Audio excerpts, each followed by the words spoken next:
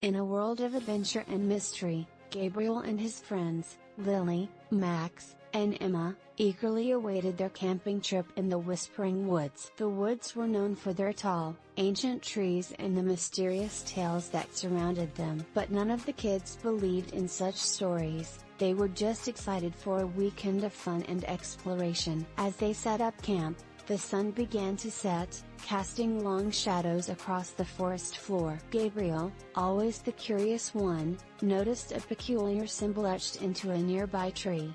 It looked like a dragon's claw. He brushed it off as an old carving, but a shiver ran down his spine. Night fell, and the group gathered around the campfire. They roasted marshmallows and told ghost stories, their laughter echoing through the trees. But as the fire crackled, they began to hear strange noises, a rustling, a low growl, and then silence. "Did you hear that?" whispered Emma, her eyes wide with fear. "It's probably just an animal," Max said, trying to sound brave. But deep down, they all felt a growing unease. The night wore on, and the noises became more frequent and more menacing.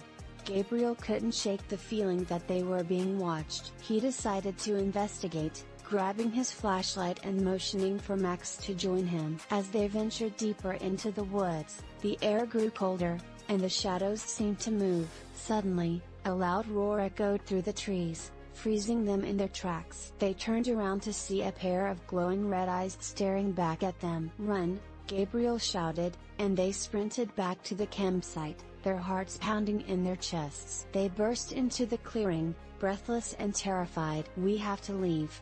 There's something out there," Gabriel exclaimed. But before they could pack up, the creature emerged from the shadows. It was a massive dragon with scales that shimmered like fire and wings that blotted out the moonlight. Its name was Scarlet, and it was the guardian of the Whispering Woods. The kids screamed and huddled together, but Scarlet did not attack. Instead, she spoke in a deep, rumbling voice. "Why have you trespassed into my domain?" Gabriel, gathering his courage, stepped forward. "We didn't mean any harm. We just wanted to camp here." Scarlet's eyes softened slightly. "These woods are sacred. Many have come before you, seeking to disturb the balance. But you are different." Gabriel realized that the symbol he had seen earlier was a warning, a sign of Scarlet's guardianship. "We're sorry. We didn't know." Scarlet nodded. "I will let you go, but you must promise to respect these woods and tell others of their importance." The kids agreed, their fear slowly turning into awe.